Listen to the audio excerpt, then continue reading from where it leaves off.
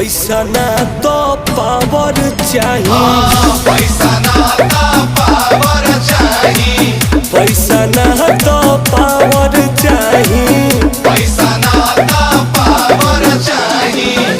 हमारा के दोसर हर कौन है।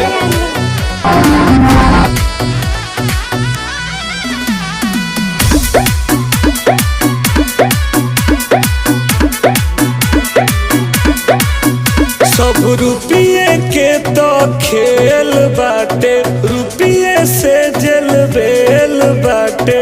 भैया के आगे सब फेल बाटे, सीधे अंबानी से मेल बाटे। एकदम सही कहता हूँ भाई, हमारा से कौन बरिया।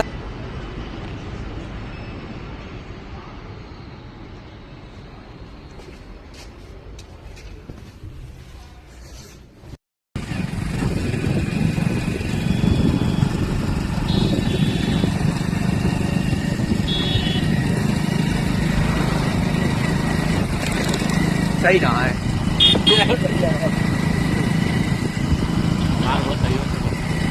हमें सही ना लग रहा बोला।